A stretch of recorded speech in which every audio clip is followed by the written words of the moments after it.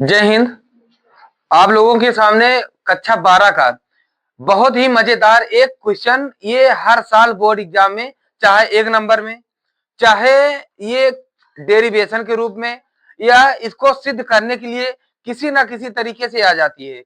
तो इसका निगमन हम देखते हैं। ये क्वेश्चन बहुत ही ज्यादा महत्वपूर्ण है। ऐसे भी कई टॉपिक्स को जो महत्वपूर्ण टॉपिक्स हैं, इसको देखने के लिए हमारे चैनल को सब्सक्राइब कर और हमारे भी हौसले को थोड़ा बुलंद करते रहिए। हम एक एक हर एक चैप्टर से महत्वपूर्ण प्रश्न को तुम्हारे सामने लाते रहेंगे, है ना। और देखते हैं अगला क्वेश्चन हमारा कौन सा है।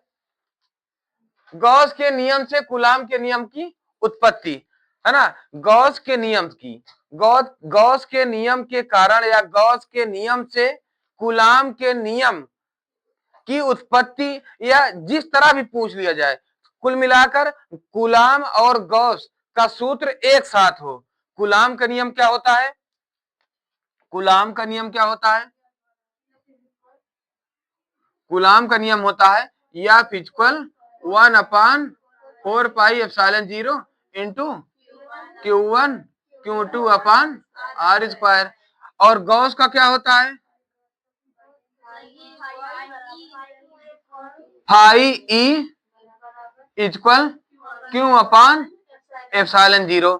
तो ऐसा कुछ हो जाए कि ये दोनों एक साथे हो जाए, यही करना है हमें। तो कर लोगे कि नहीं कर लोगे, है ना। कहां से चालू होगा, है ना। अगर ये कह रहे हैं कि एज वी नो दैट,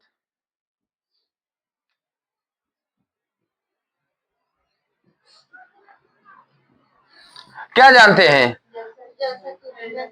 वैद्युत फ्लक्स जानते हो, है ना। क्या होता है वैद्युत फ्लक्स का सूत्र?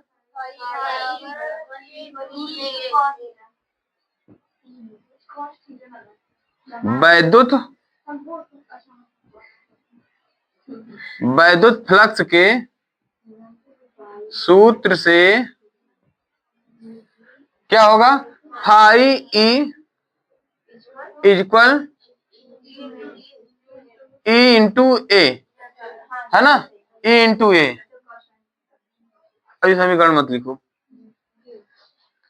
यदि अगर इस पर कोई कोण अंतरित हो, तो वहां कोण, अगर मान लेते हैं कि अगर कोई एक कोई आवेशित चालक है, यहाँ पर, यहां से यहां तक कोई चालक जाएगी, कोई आवेश जाएगी, तो इस पर जो कोण अंतरित होगा, इस पर कोण अंतरित होगा 0 अंश, है ना। 0 अंश अंतरित होगा। तो अब ये cos थीटा अगर लिख दो, तो cos थीटा का मान थीटा इक्वल 0 रखोगे, cos 0 का मान 1 होता है ना। तो उसे वहां से रख दोगे, रख सकते हो ना, है ना। तथा तो यहां समीकरण 1 बना ही लो। नहीं अभी मत बनाओ। या ए इक्वल या नहीं, तथा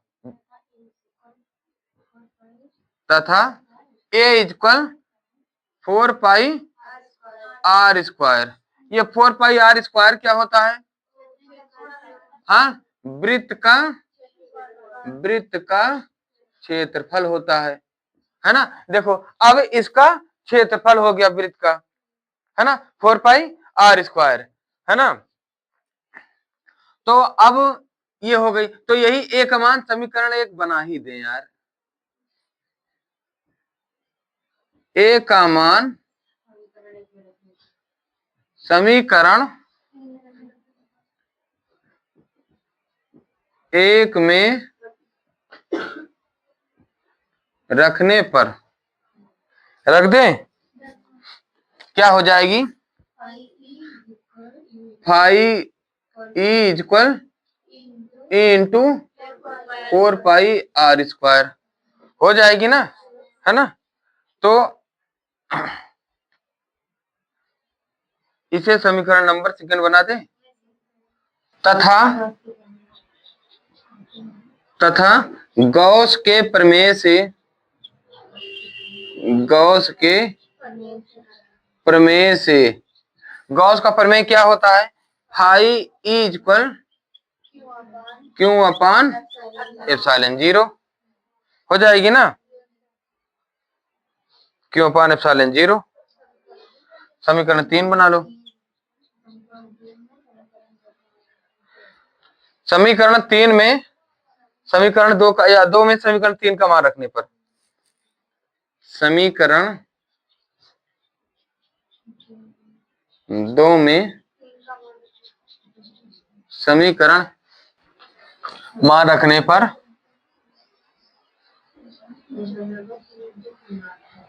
अब इसको यहां पर रख दें, क्या हो जाएगा, क्यों upon epsilon not is equal,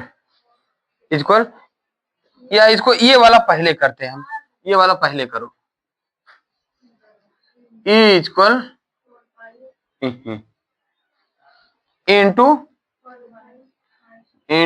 4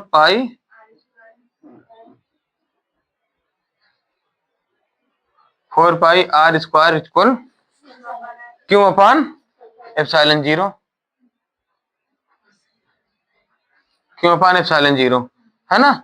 अब क्या करोगे, इसको इस साइड ले आओ, E equal Q upon epsilon 0 into 4 pi R square. इसको थोड़ा नियमित रूप से लिख दें, है ना, नियमित रूप से लिख दें। कैसे लिख दें, E equal 1 upon 4 pi epsilon 0 into क्यों अपान आर स्क्वायर। समीकरण नंबर 4 बना दो। चूंकि वैद्युत क्षेत्र की तीव्रता, चूंकि वैद्युत क्षेत्र की तीव्रता, वैद्युत क्षेत्र की तीव्रता क्या होती है, E equal F upon Q not होती है ना। ई का मान समीकरण 4 में रखने पर, ई का मान समीकरण अगर हम हो जाए, लेकिन हमें तो ई बराबर रखना है ना भैया। अब हम अगर एफ बराबर कर देंगे तो मनवा किसका रखेंगे फिर, है ना। हमें जब ई बराबर रखना है तो ई बराबर ही दिखाएं। ई का मान समीकरण 4 में रखने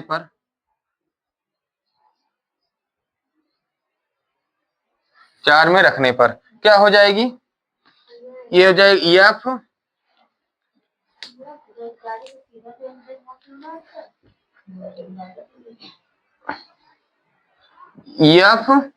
is equal F upon Q naught is equal क्या है, 1 अपान 4 पाई एप्सिलॉन 0 इंटू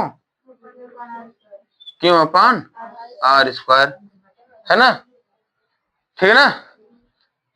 अब ये क्यू नॉट इधर आ जाए, यह बराबर 1 upon 4 pi epsilon 0 into Q naught upon R square.